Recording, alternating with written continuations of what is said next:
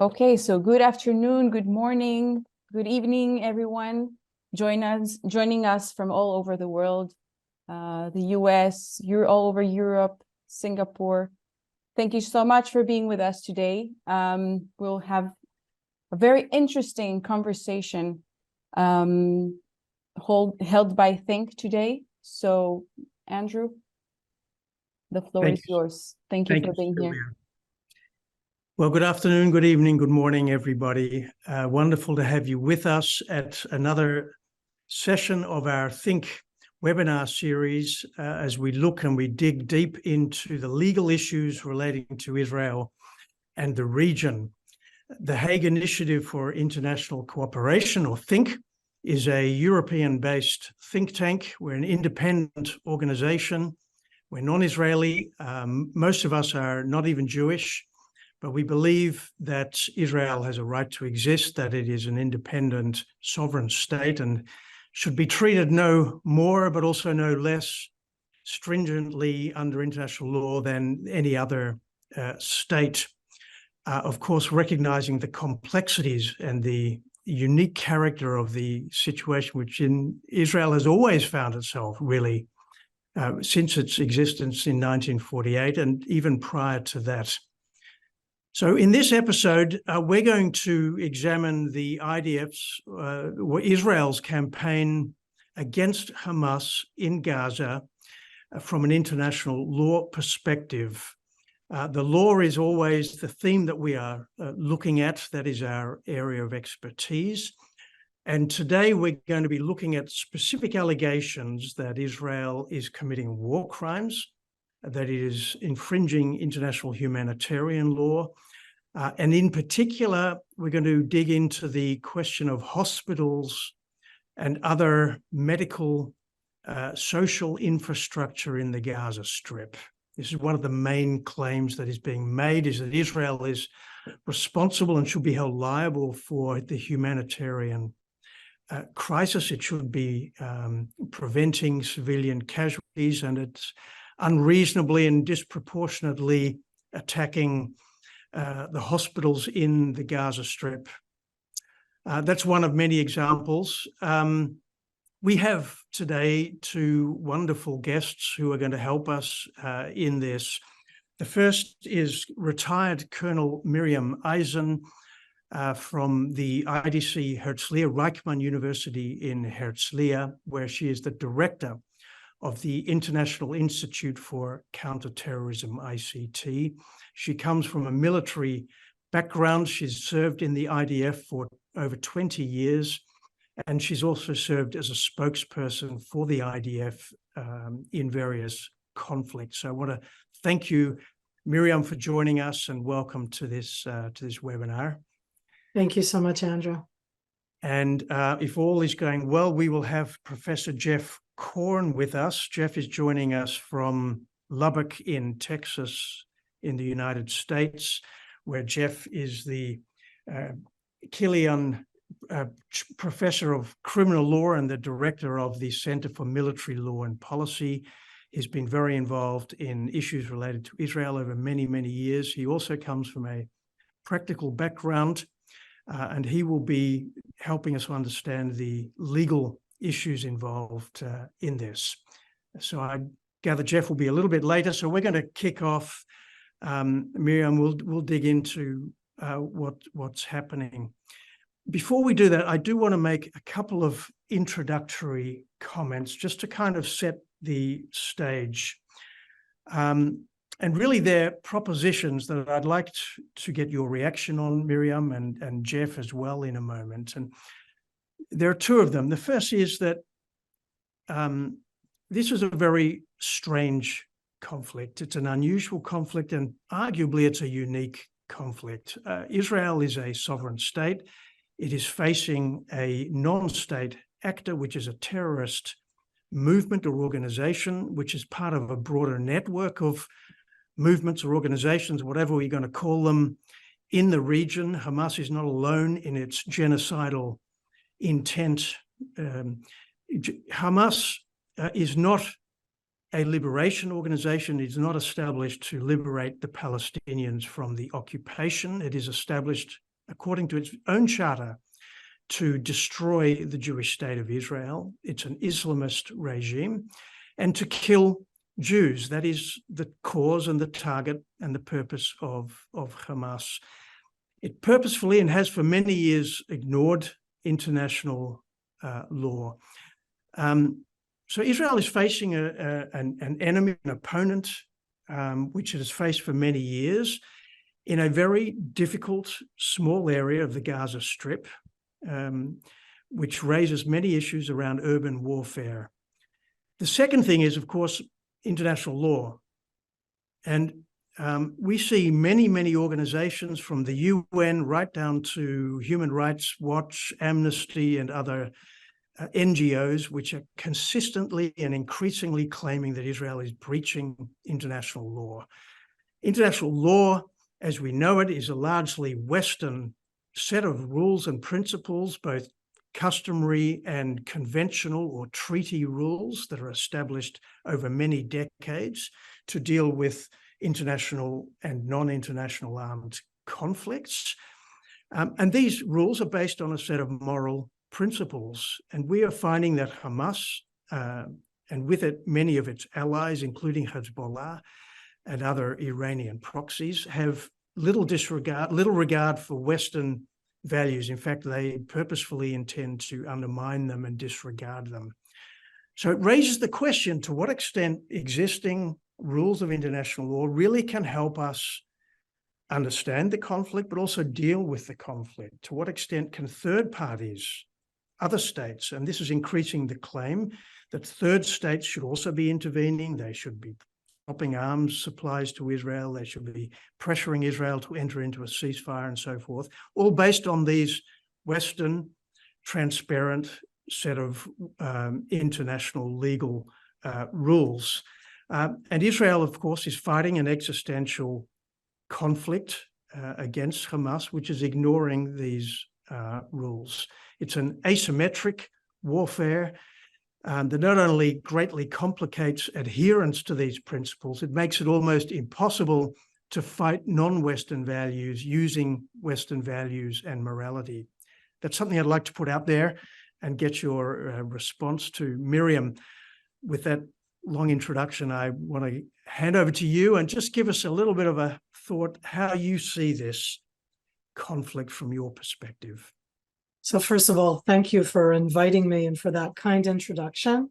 If I'm looking around a little bit right now, it's because a real storm has come down into my area, and I'm like listening to the thunder, lightning that's happening outside here in the early afternoon hours in Israel. And my heart is going out right now to all those that inside a war are finding themselves, just to add into everything else, in terrible weather, which is another aspect. So I am not a legal expert. I am a military person. I have worked for many years, both within the Israeli intelligence community, and as a teacher and as an academic, semi-academic. And I want to try and give you an idea of the challenges that we face. Israel is a sovereign country. Not only do you uphold us to international law, but as you said, and I think that to me is more important, because international law is actually, I'm not saying it's easy, but it's something that Israel upholds to the absolute pinpoint in all aspects that have to do with military conflict. But actually what you mentioned before, both moral and ethical aspect. We're military, and our soldiers are conscripted, and right now they are heavily mobilized. Most of the soldiers inside Israel, including all of the reservists have been called up. And we all want to stay human beings. We all want to be able to look in the mirror after. And when you choose to open fire, you want to be sure that what you're open firing on is not just legal. As I said, the legality aspect allows you much more than what most of you would think. We are very strict about it because you also want to be a human being, an ethical, moral human being that can look at himself, herself tomorrow morning as an idea when this war is over. And I say that day in and day out.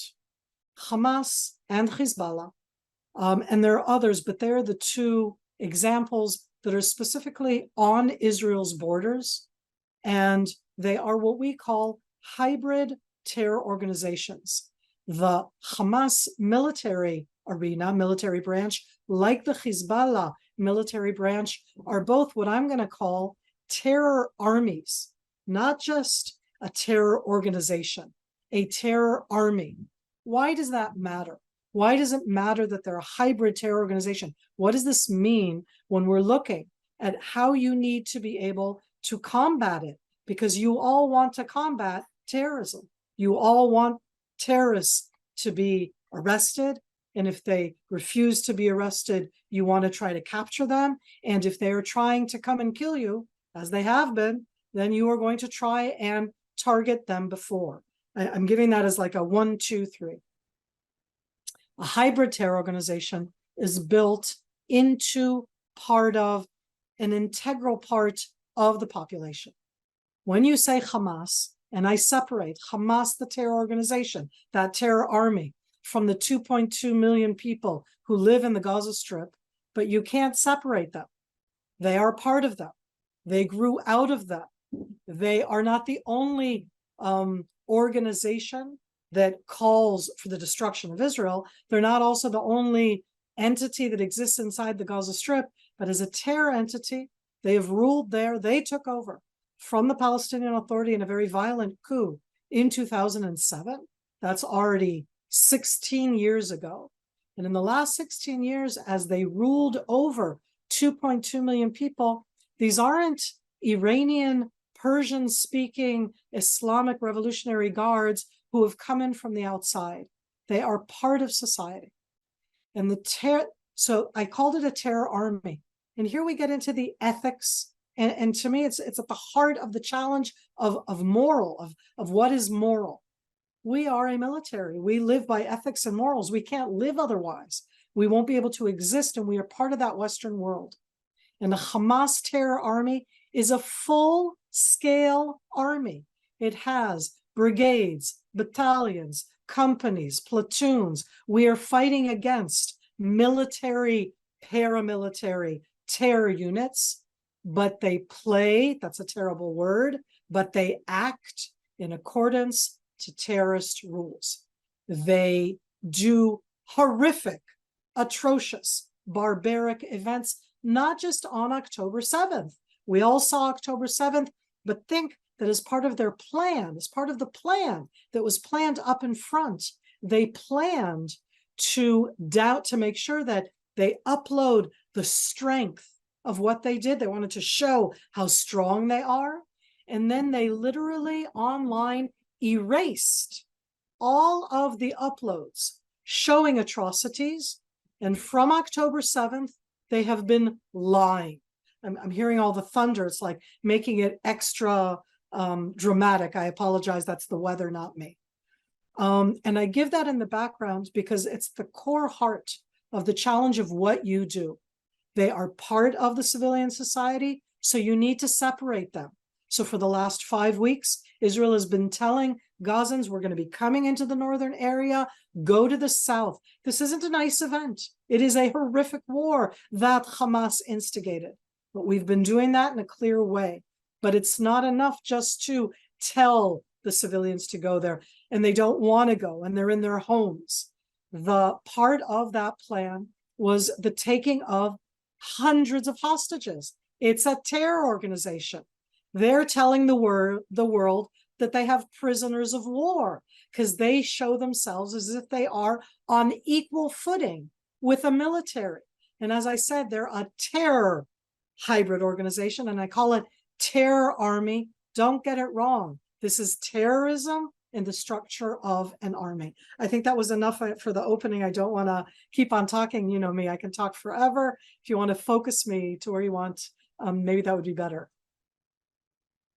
Thank you so much, Miriam. We're going to come back to some of those comments. Unfortunately, the impression that is created in the media and through human rights organizations is actually quite the opposite, and that is that Israel is the one that is breaching ethical and moral rules, There have been over 10 or 11,000 people killed in the Gaza Strip, apparently, of which over 4,000 are children. We see the images on our screens every day. I want to read from two very recent publications. One is a memo that was reported in today's news in the Netherlands from the Dutch defense attaché, who claims and has written to the Israeli government that in his view, Israel does not have a clear strategic objectives. It's using disproportionate force, and its military aim of eliminating Hamas is unrealistic. That's the advice that's been given to the Dutch government. The second one is the report that was published yesterday by Human Rights Watch. It concerns the attacks on hospitals, particularly in northern Gaza, in Gaza City. A number of hospitals, it claims, are attacked. And it says the following: the Israeli military's repeated, apparently unlawful attacks on medical facilities, personnel, and transport are further destroying Gaza's healthcare system, should be investigated as war crimes. Okay, so we have a very quick analysis here by Human Rights Watch that there are war crimes that need to be investigated.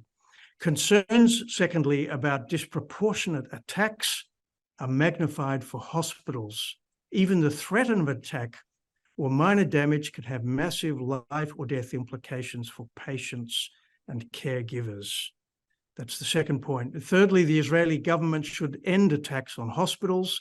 The independent commission of inquiry established by the Human Rights Council and the International Criminal Court should be investigating Israel for war crimes. This is what Israel is up against.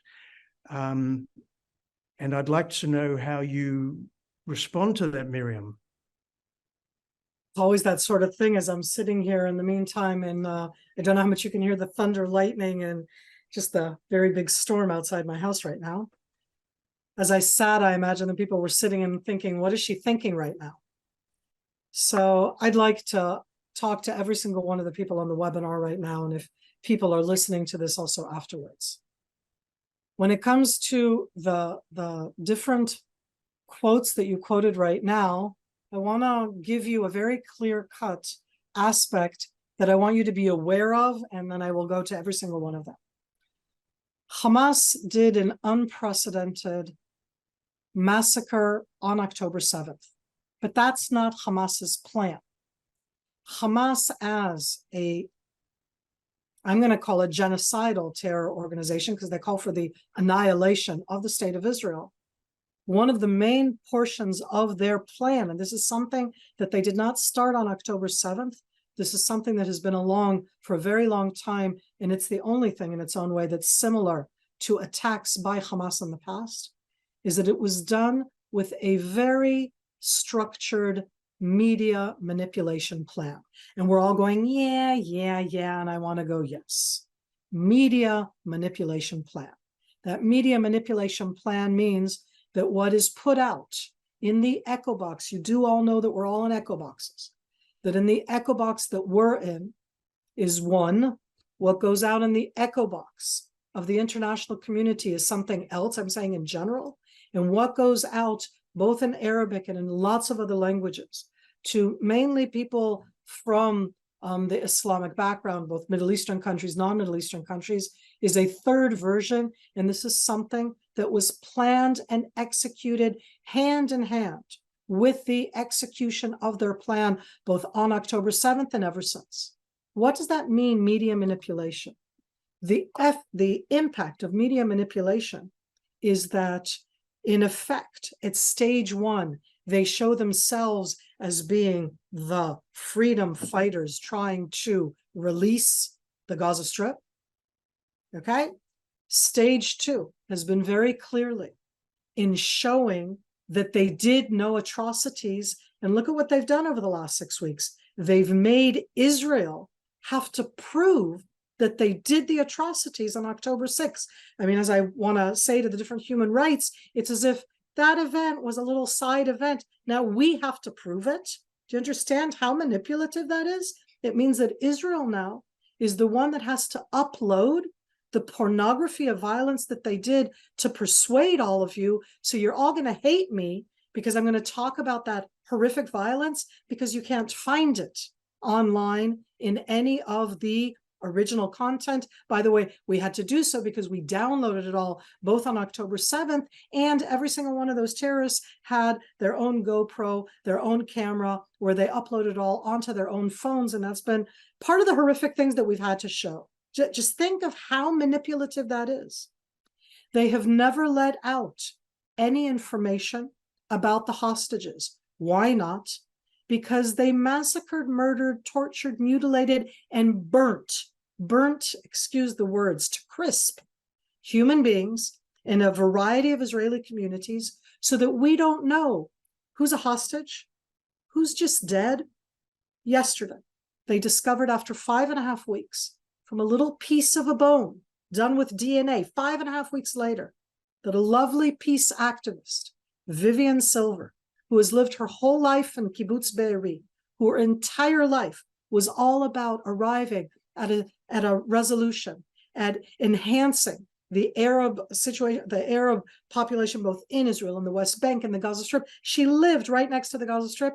Yesterday, they identified by a piece of the bone that Vivian Silver is not a hostage. She was burnt to death. She was burnt to nothing.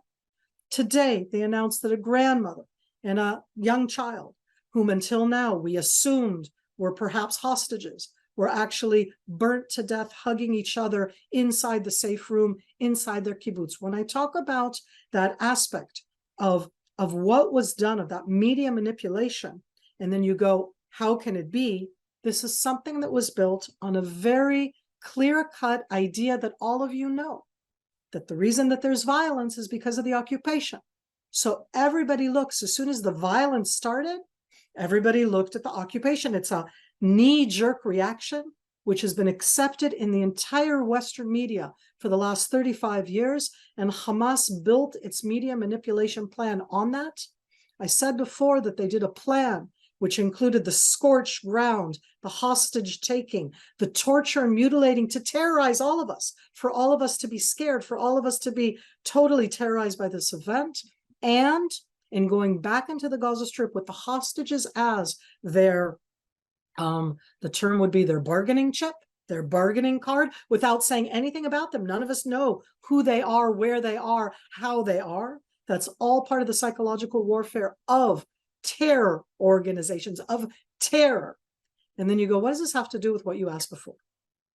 Because the terror organization Hamas built itself over the last decade, that its defense is by building itself under the population and in the population. And as I said before, they're a hybrid organization. This isn't about the population as far as I'm concerned. It's about getting to these heinous terrorists to be able to get to the weapons that they use. They're using today. They're firing rockets as we speak. They haven't stopped firing rockets, firing mortars. So they're using their anti-tank weapons and their close weapons of UAVs, suicide drones onto the forces that are inside the Gaza Strip. If we weren't in the Gaza Strip, they'd be using them against us here like Hezbollah is. Hezbollah has been attacking inside Israel with the same type of weaponry. Where do they hold the weapons? In an underground subterranean system, hundreds of kilometers of underground tunnels that have been built over the last decade. Where were they built? Under Jabalia refugee camp, under the city of Gaza, under Asi refugee, under all of these different ones, and they're interconnected. Where did they build over the last decade? And I've been talking about this for the last decade, as has everybody in Israel. Where do you build the headquarters? Where is the safest place for the terrorists? Underneath the hospital. Every single one of the hospitals inside all of the Gaza Strip. Where do you put the cache of weapons? Under the school, under the kindergarten, inside the classroom. And only as we've been going in now and exposing those photographs. And at the end, everybody's going, really, that's it? I'm like, yes, that's the terrorism. It is the rocket inside the classroom. It is the mortars inside the school courtyard. And it is the absolute headquarters being under Shafi Hospital, under, I mean, it's a series of different ones. And I will say, we haven't We didn't go in. We very systematically said, you got to move out. You cannot allow the terrorists to use this as their defense. Now, as I've said, you can talk about the ethics and the morals. Miri, I'm going to interrupt you. I want to ask you in a moment to elaborate on what you're doing. So I want to show a very short video that was published by the IDF just in the last day or two about the tunnels that was found. I believe it's the one under the Shifa hospital or part of it. There are over 20 hospitals in the northern part of the Gaza Strip which have been affected and part of the campaign. But this little video shows us a little bit about the tunnels underneath the hospitals. We are here next to a house of a terrorist. This is one of the senior terrorists who is the head of the operational naval operation that led the raids into Israel. His house is right next to a school. His house is 200 yards from the hospital of Rantisi. Next to his house, there is a tunnel.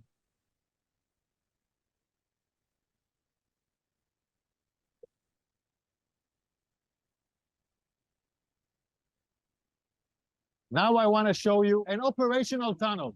The tunnel is built with electricity. We first saw the solar panels, then the electricity goes here, and it goes down directly to the tunnel. Now you can see the tunnel. You can see the tunnel. The tunnel is let down more than 20 meters down. The rowboat found a door that is bulletproof. It's explosive proof, so it looks like a hard evidence, a clear evidence that the hospital direction is connected. This is a cover tunnel. It's part of the same floor and it slides down here. So it's a cover tunnel so nobody can find it. This is Rantisi Hospital. And this is the place where I showed you the tunnel. I want you to see. This is the back side of the hospital. Hamas used this hospital. Tonight we have entered into this building. I will show you the evidence. Let's enter into the hospital. We're now entering into the area of the hospital where we had found the evidence. This operation was conducted by Israeli Special Unit, the Israeli Navy SEALs. This is still an operation that is conducted. And I'm showing you the first evidence to see.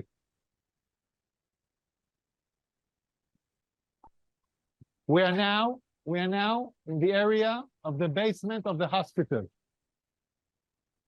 I want to show you a room where we found all the gear, the operational gear of Hamas.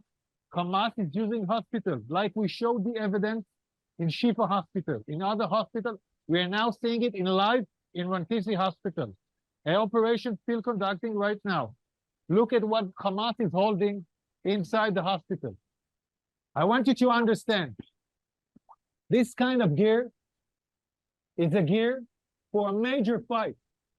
These are explosives. These are vests with explosives. Yeah, it's a body vest for terrorists to explode on forces. Among hospitals, among patients, we have hand grenades, Kalashnikov, and then we have the RPGs.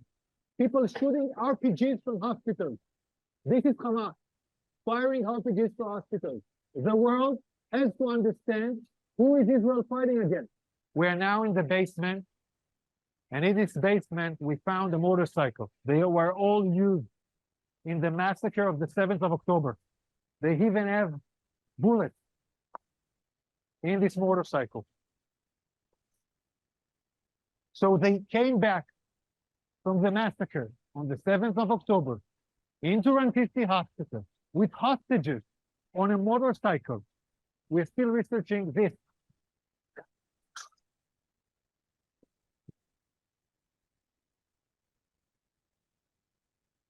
Okay, thank you. These are very powerful images. I'd like to welcome, in the meantime, Professor Geoff Corn. Thank you, Geoff, for joining us all the way from Texas. Good morning. Sorry for the time mix-up. That's all right. I hope you had a good cup of coffee. It's early in the morning, your time.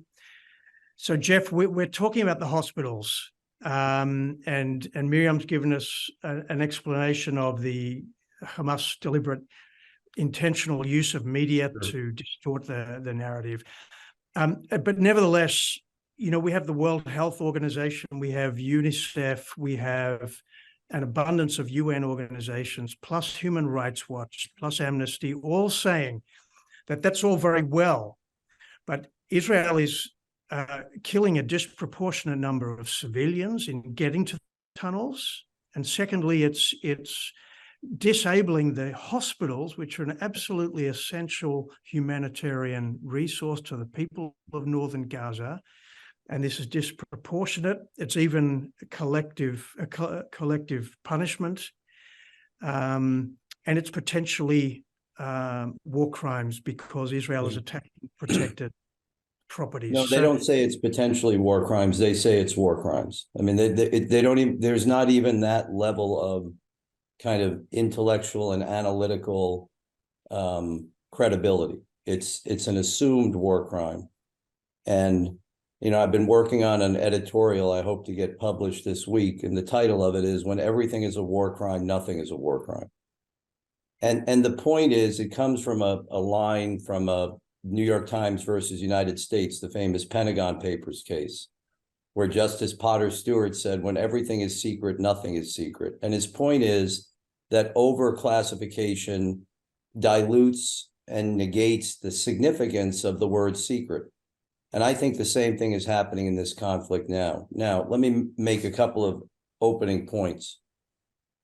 I completely understand the concern over the civilian population of Gaza and the desire to advocate as strongly as possible for measures that mitigate risk to the civilian population, to include protecting and preserving the capability of medical care for that population. And I don't think anybody in uniform or out of uniform who has a moral foundation can fail to comprehend where this is coming from, the motivation from it.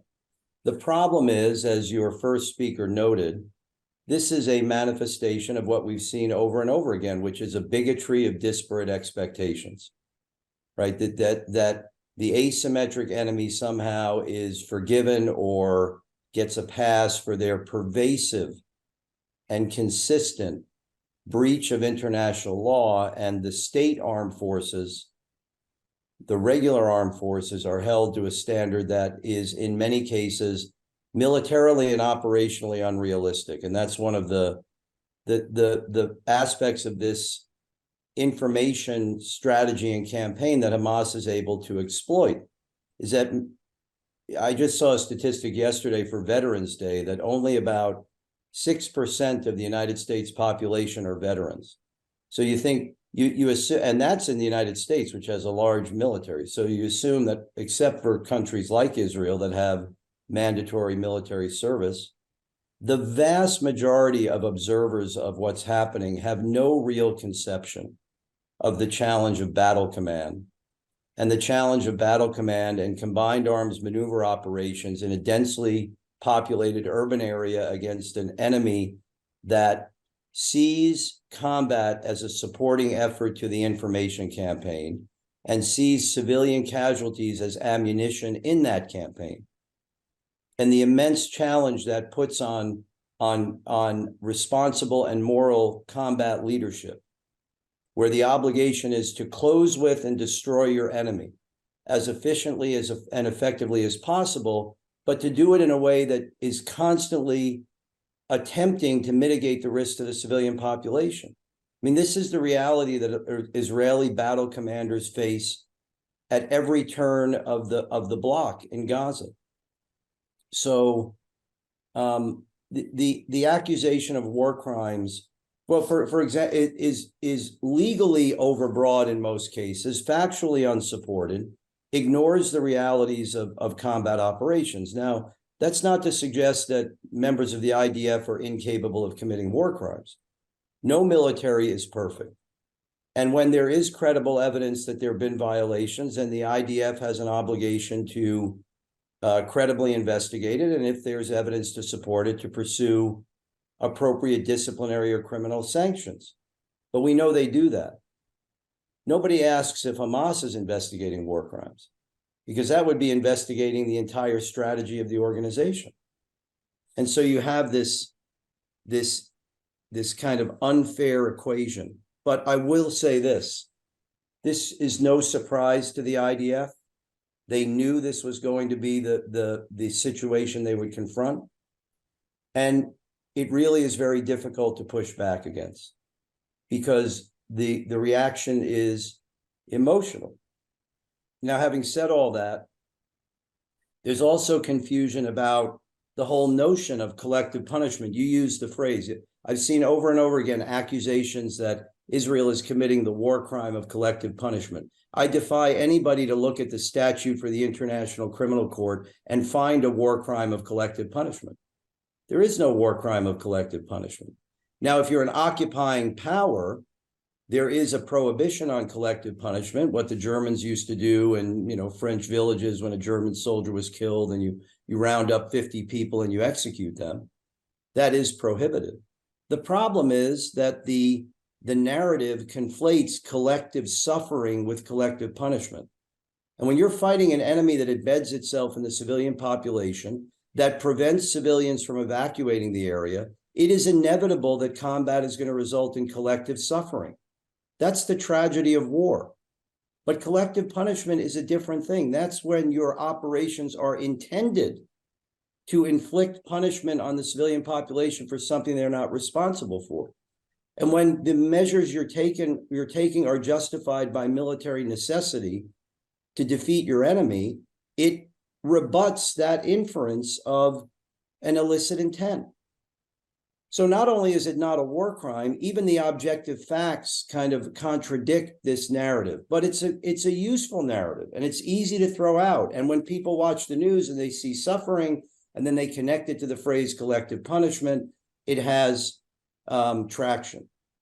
The issue of protection of hospitals is also very complicated. There is no question that under the international humanitarian law, or the law of armed conflict, a hospital or medical facility, fixed or mobile, is the most protected thing on the battlefield.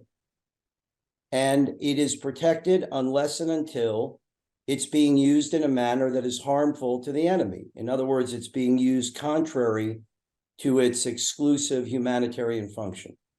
And even then, there's an obligation to issue a warning to the enemy to cease and desist that misuse and give them a reasonable time to comply.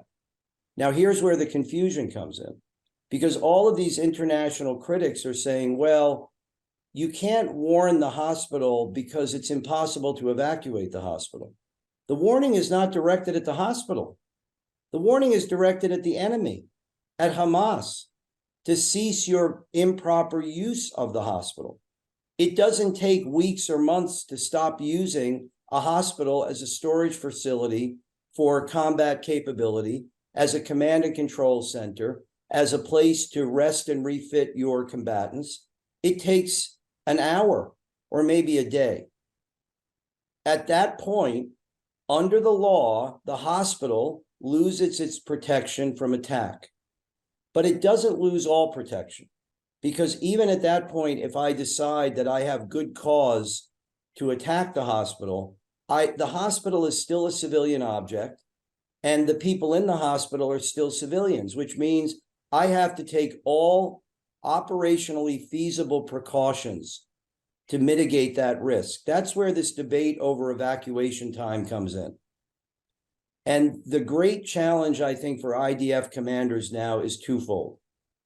First, how much time and assistance can I afford to evacuate a hospital that will not compromise my military advantage over the enemy? Because if the hospital is evacuating, then maybe the enemy is gaining an advantage from that. I think the reticence of immediately launching an attack on Al-Shifa especially tells us that IDF commanders have made a calculated judgment that they can give it time, that they don't need to act immediately. The second complicated question they have to resolve is, are there alternate weapons or tactics that I can use that will give me the same military advantage, but mitigate the civilian risk? Can I seal off the tunnels? Can I flood the subterranean facility? Can I try and use some type of ruse that I'm launching an attack in order to force the enemy to come out from underground, where I can then engage them outside of the hospital? All of these things are obligatory, even when you're fighting an enemy that's as illicit and scurrilous and barbaric as Hamas. Because ultimately, as your first speaker noted, if you lead soldiers in a military that comes from a moral society, you as a commander bear an obligation not to let them descend down to the moral abyss of the enemy you're fighting.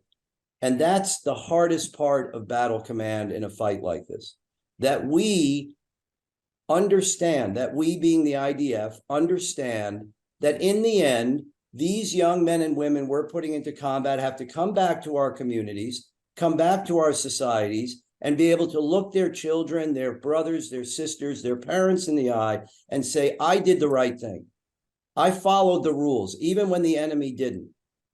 And I can live with the consequences of what I did, because I did everything that I could possibly do to mitigate the risk to the civilian population without giving the enemy an advantage from those measures.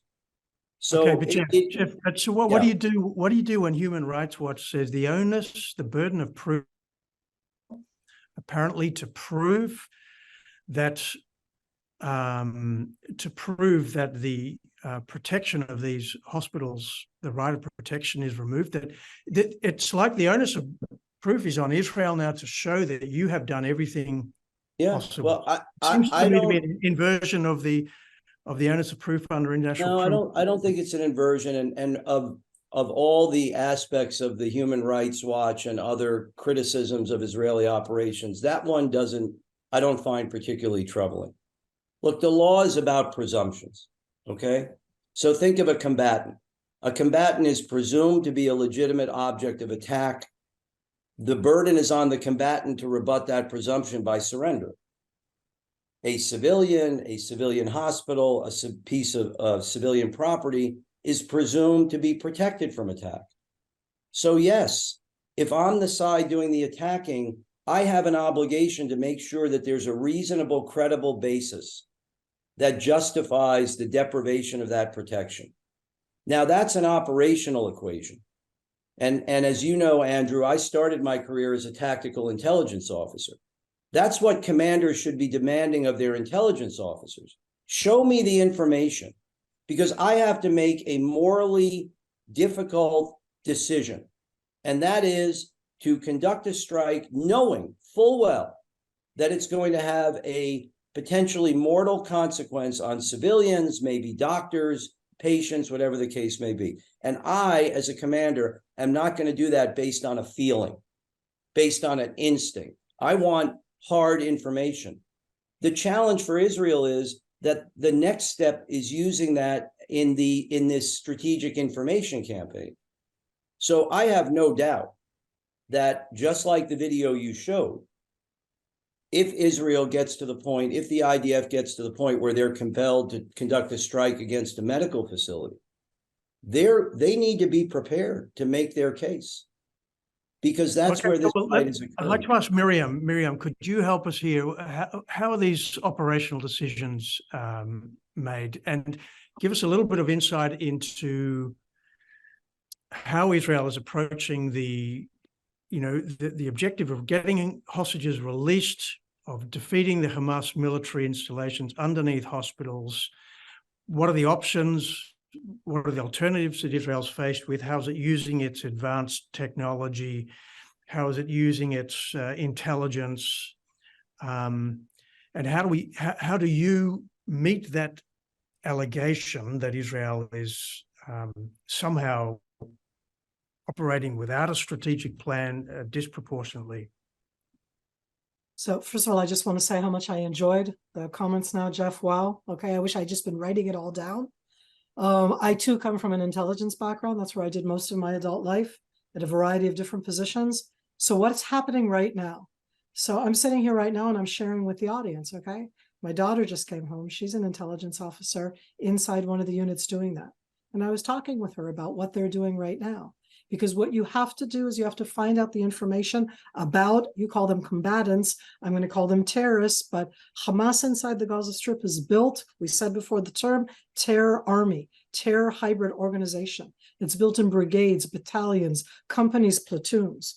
You build that structure and you're looking for all of the different telltale evidence of where they are, where the weapons are, where are they firing from. You have a variety of different capabilities that are gathering the information. All of those have been in play before the October 7th, with the failure of October 7th as one humongous aspect, but those capabilities continue to work. Hand in hand, you always have to have at least two different pieces of information that both of them show as separate pieces of information that you are talking about a terrorist, somebody firing from anti-tank missiles, launching UAVs, launching suicide drones. And in addition, once we went into the ground operation, you have the physical aspect of Israeli soldiers, infantry mostly, but not only, going in and looking for those from the ground. That's additional evidence, seeing where the firing is coming from, and looking for the openings into the whole subterranean tunnel system.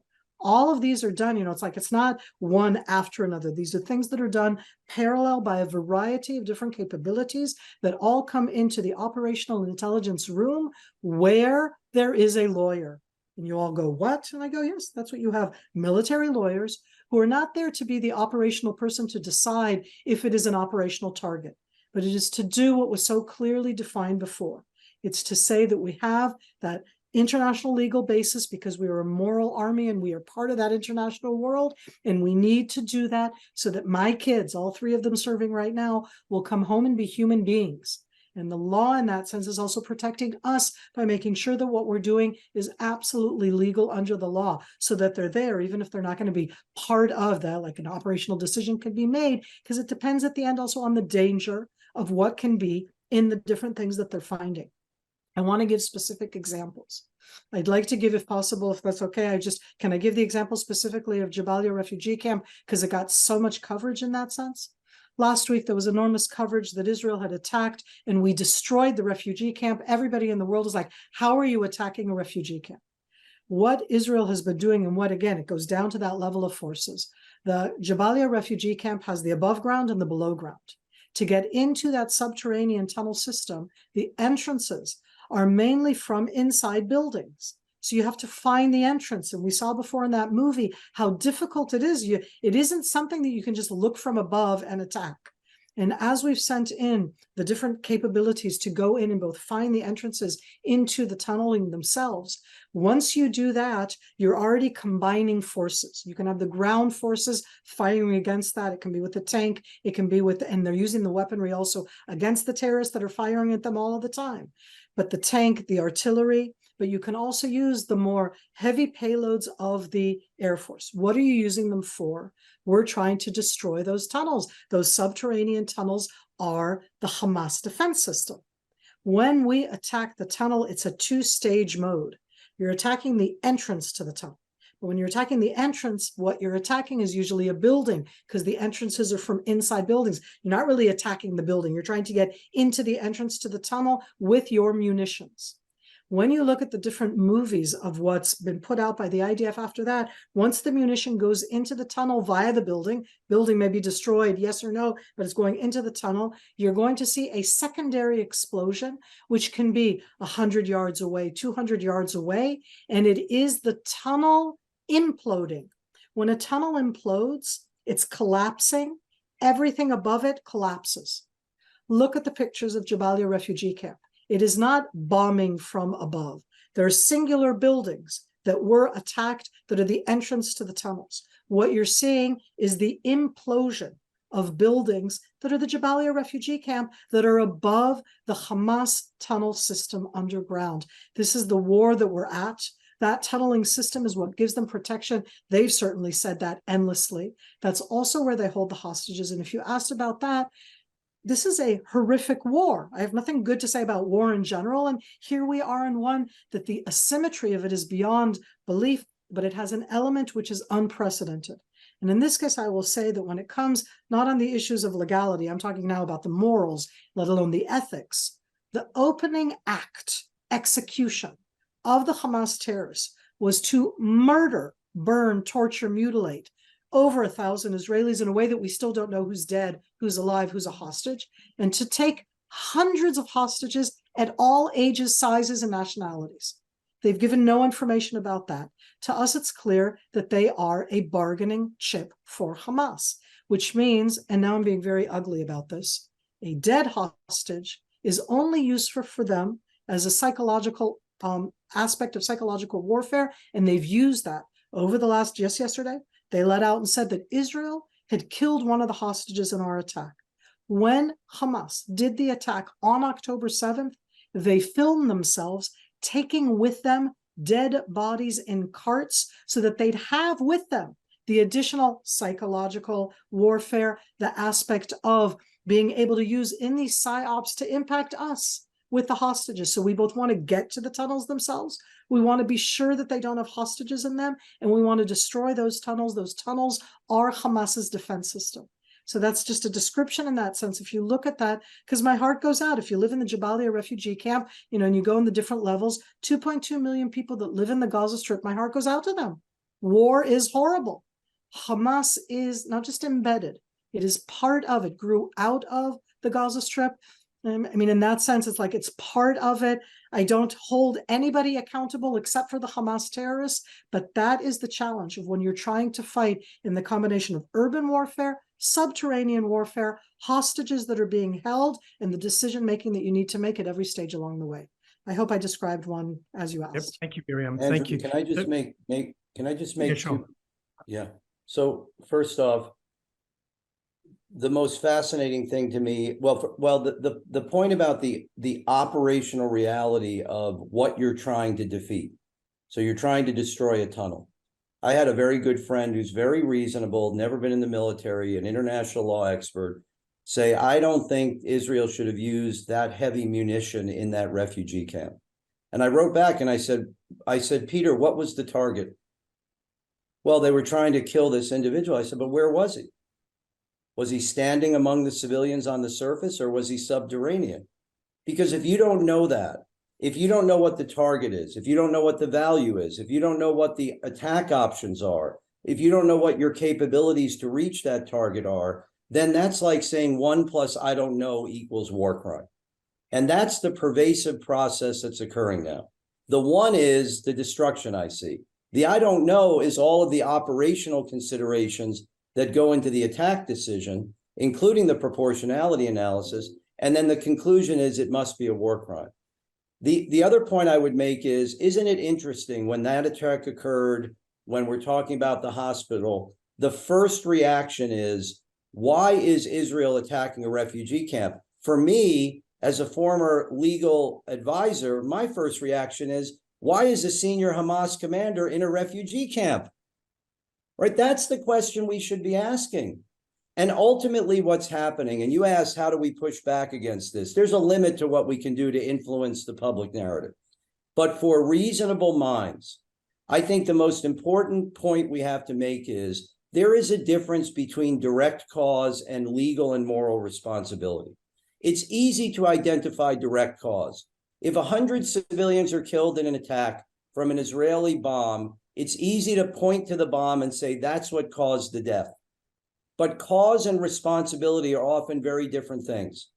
And so the Hamas has put out a video of one of the hostages that was killed and said, look, the Israelis killed the hostage. Well, that's true. An Israeli bomb may have killed the hostage, but who bears responsibility for that death? And that is a more important question. So let's try and push back against this pervasive conflation of direct cause and legal and moral responsibility. That's the ultimate informational battle that's being waged. Yes, let me respond to that. That sounds a little bit like Israel's trying to avoid responsibility. I think the question in people's minds is, well, why is eliminating one terrorist worth the death of X number of innocent Gazan civilians? I need to step, but just when you say one terrorist, until now, all of the data that we have, I'm always very respectful, okay? I don't like saying that they're lying, but I don't believe Hamas. I don't believe them when it comes to what they say about, they haven't said anything about the hostages. I don't believe them when they give out the numbers. And I remind all of us that they have ruled there for the last 16 years. And every time we get the data, it's Hamas data. Please remember that. Having said that, my heart goes out to uninvolved civilians who have been killed. I don't deny that. But if they say 10,000, then I'm going to say we've probably killed between 4,000 to 5,000 terrorists. Not one, Andrew, 4,000 to 5,000. But they've never put out any names. The question was focused on that attack, though, correct? But again, every single time in those different times in Jabalia, it's not when we put out. So what you're saying is we shouldn't say that we attacked just the one commander. We should be saying it was the one commander together with his 15 additional, it's like to give out all of the different numbers, but then it becomes a numbers game. This isn't about the numbers. Again, this is about how do you stop a terror organization with its capabilities? We can have a whole different discussion about the ideology, which is something you asked me at the beginning. What do you do with that next generation of what you are establishing? And I'm putting that aside for the moment. Nobody, Andrew, in the world wants the modus operandi that Hamas did on October 7th. It wasn't a single day. They did a plan which is still in action. It's a plan that included the media manipulation that starts before. How do we know this?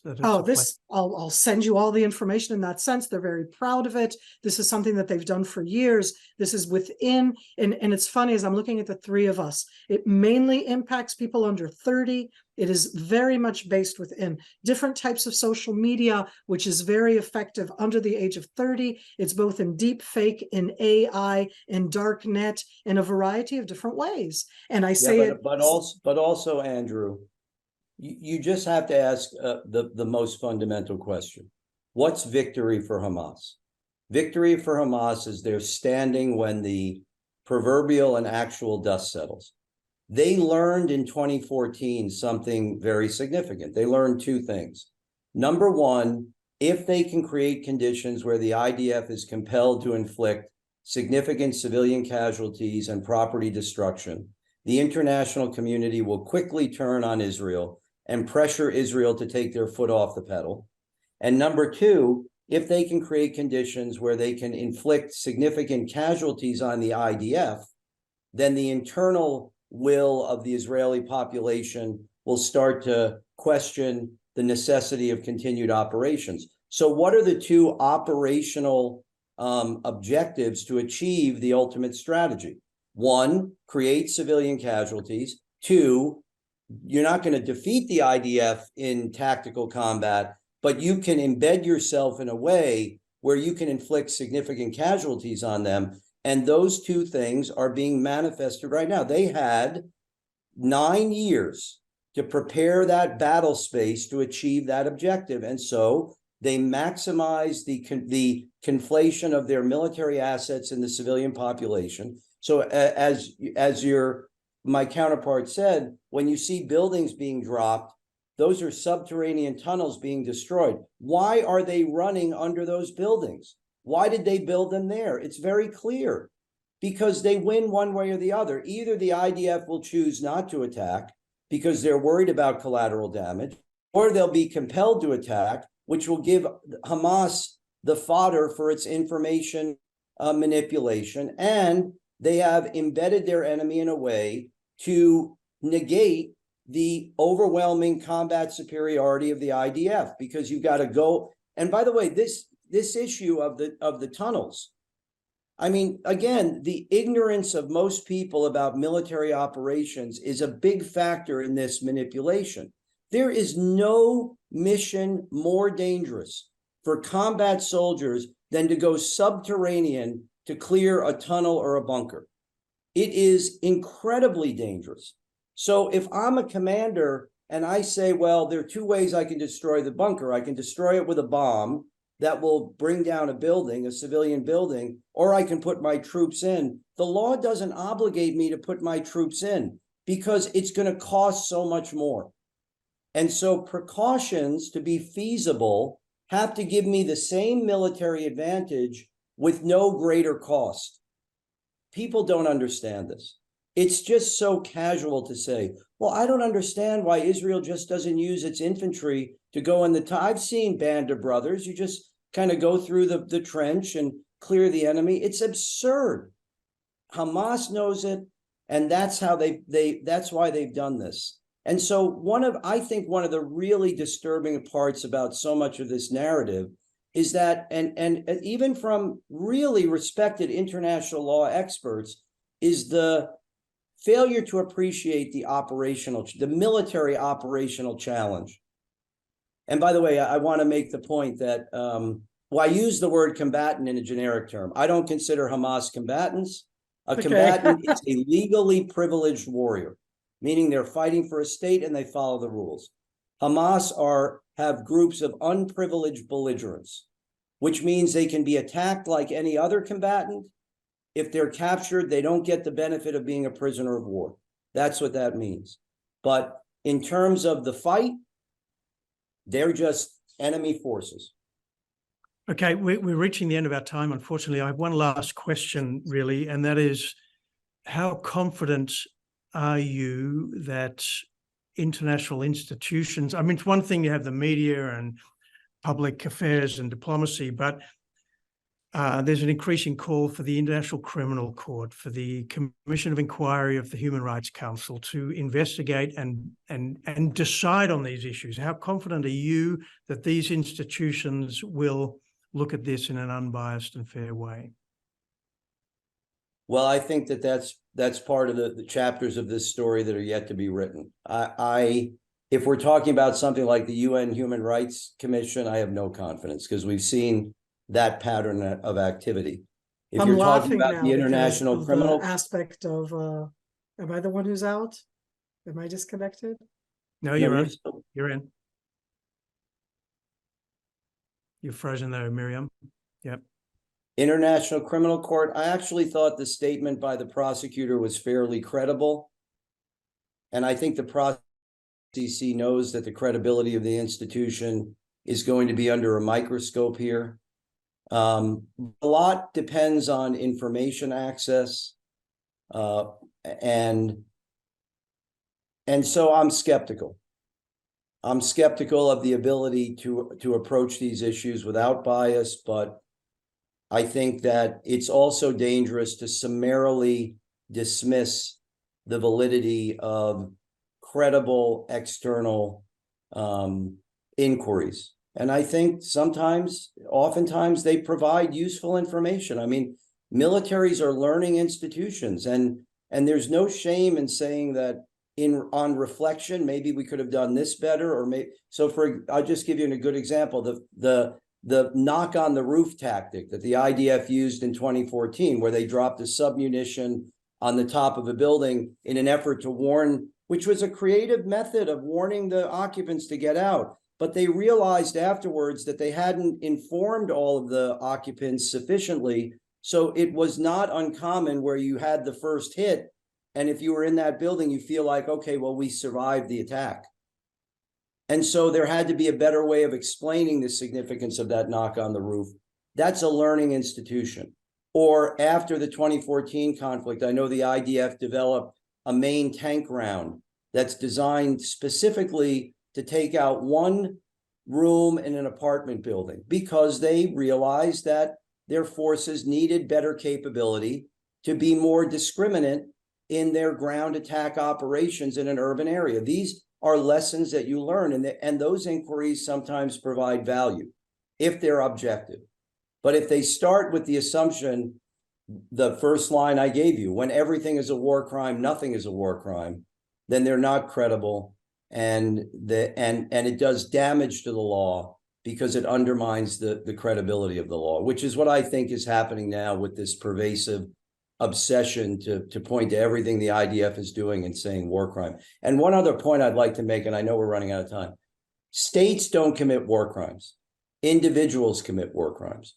Don't be so casual about saying Israel is committing war crimes. That's a pilot or a tank commander or a company commander. You are pointing the finger of accusation at a human being. And you're saying, despite all your training, all your discipline, all your efforts to mitigate civilian risk, I'm condemning you as not just immoral, but illegal. And I think before you do that, you have a burden as an external observer to understand the context of the decision-making process and to be intellectually honest enough to be able to say, you know what, I'm suspicious that might have been a violation, but I don't have enough information yet to reach that conclusion. And so I'm going to refrain from that type of conclusory accusation. Thank you, Jeff. Very clear. Miriam, any final thoughts? I think that all of us understand right now that when we talk legal, I immediately go to the moral and ethical. I think that we're all right now in a time period where the narratives themselves that are at the end, what we're listening to, this is something that's impacting society. I'm not going to poo-poo it away, not the media, not otherwise. And as somebody now in that sense in counterterrorism per se, to me, it's going to be the focus of what we look at in counterterrorism, that it's not just about capabilities and preempting and getting to the terrorists. It's about addressing this issue of the narratives that have really exploded in every single way in this conflict. Well, thank you both so much for this very insightful seminar, and I think you've both been great. Sylvia, we might have time for one question. Would that be?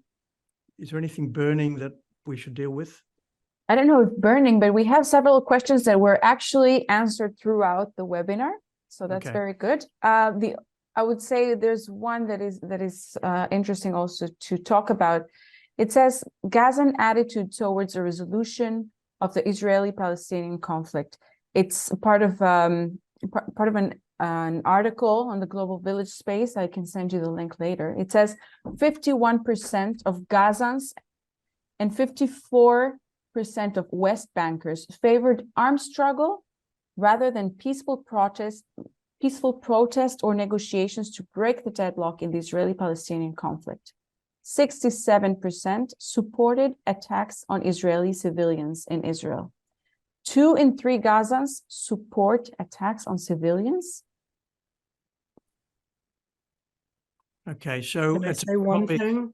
Yeah, big topic. I think maybe just a couple of thoughts. I'll just say one thing in that sense. Yeah, I mean, it raises also the question, this distinction, international humanitarian law is kind of based on a distinction between civilians and military, isn't it? As if there's a clear distinction between them. But here we have a terrorist organization that's embedded in the civilian society. How does law deal with that?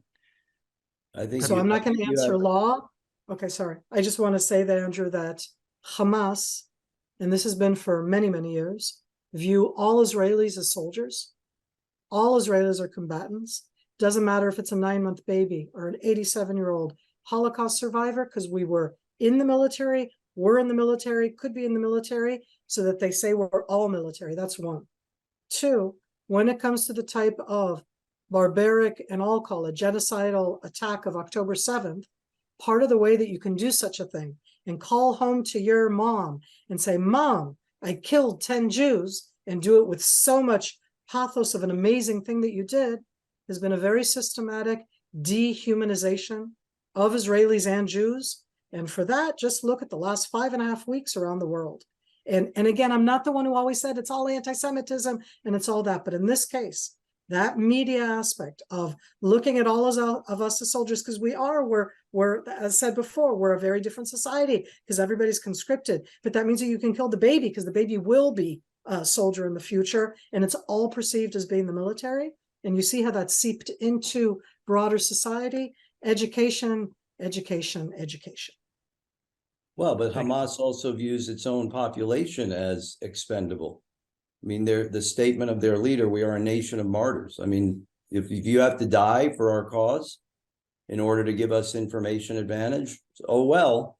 So the irony here is there's only one party to this conflict that's making any effort to mitigate the risk to the civilian population in Gaza, and that's the Israelis.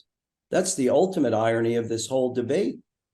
But I also think we have to be very, very careful of kind of falling down the track of this kind of quasi-combatant, or because you support their agenda, you lose protection. Look, civilians often support the agenda of the nations that they're part of. That doesn't mean they lose protection. And the principle of distinction is non-negotiable. It's complicated. It means that if you're fighting an enemy that dresses like civilians, there are going to be a lot more reasonable mistakes. More civilians are going to be placed in danger by their failure to distinguish themselves from the civilian population by wearing a distinctive uniform. That's operational reality. But the obligation on your forces to constantly try and draw the line between who is a legitimate object of attack, i.e. the enemy armed forces, however they're characterized, and the civilian population is critical. And it is legally erroneous and I think morally corrosive to suggest to professional military forces that because these civilians supported the terrorist agenda of this organization, they're somehow not entitled to protection. The United States learned that lesson after 9/11. And all we have to do is remember Donald Rumsfeld in the Pentagon talking about how these people are different. They don't deserve the same type of treatment. That is a slippery slope, and we cannot do that. Because ultimately, in the end, military victory sets the condition for ultimate political and diplomatic victory. And if you start treating the entire civilian population as your enemy, then you are going to do exactly what Hamas wants you to do, which is take measures that will prevent a settlement of this conflict for the next 2 centuries. Because every time the Israelis and the Palestinians have come close to a settlement, Hamas has intervened to disrupt that. That's what they want. They don't want a reconciliation. So it takes incredibly devoted leadership in the military to make sure these lines are kept very bright. Thank you, Jeff. Just leads me back to you, Miriam. Your comment before was that of the 10 or 11,000 who may have been killed, we don't know the numbers, maybe up to half of them were Hamas militants. Is that verifiable? Is that information that is substantiated? I'm at the stage where, listen, the IDF in that sense, we're not the ones as they count, okay? We're targeting, as I said before, you asked before about how you do that type of targeting. You do it, there's a thing called BDA, you try to follow up afterwards, you want to know what happened, what your effect had, and how that was done. But as right now in that sense, part of the challenge is, do you now sit and make the lists of who it is or who it isn't? We're not there right now, but I would definitely say it's thousands. And if it's half or if it's a third, as I said before, the civilians who are killed, my heart goes out to every single one. And I absolutely agree the point before made by the professor that what we're doing now absolutely impacts the day after. Right now, we're in a war that most people don't understand. Most people look at it from a viewpoint which, as we've just discussed over the last hour, is very challenging. And we did this entire hour without talking about Hezbollah doing something similar on our northern border, breathing down our neck, firing into Israel, and making it in a case that when we respond into Lebanon, the world is saying, why are you attacking Lebanon? And I'm going, oh my God, okay, here we're taking that situation of the Gaza Strip, 2.2 million people, and Hezbollah, that other hybrid terror organization inside Lebanon, and you're going up towards 8-9 million people inside Lebanon. Very, very challenging. So I don't know the exact numbers. Nobody has put them out. I don't want to say it, but all I'm saying is that there's certainly thousands of terrorists that were killed in these attacks. And if it's 3 or 5, it's a third or half. Again, those are things that I can live with as we go forward and try to get both to the hostages and to the destruction of Hamas's major capabilities. Thanks, Miriam. Jeff, you get one very final word. No, listen, I think that, you know, the common connection between both of us this morning has been understanding that the reality of this fight. I mean, this is not the IDF in their body armor and Merkava tanks fighting people with slingshots and bows and arrows. This is a determined, adaptive, and highly capable enemy. It knows it cannot win in the operational sense. It can't stand toe-to-toe with the IDF and win. So its goal is to win by achieving those two objectives. And again, many minds can't be influenced. But I've said this previously. If we don't push back against overbroad and ill-founded narratives, then you're ceding that information space. And it may be a very slight margin of people that are still capable of being influenced, but that's an important margin, especially in the United States, because when the United States starts to blink, no pun intended, with Secretary of State Blinken making the comment there have been too many civilian casualties, if there's anything that's going to pressure the Israeli government to take the foot off the proverbial pedal, that's it.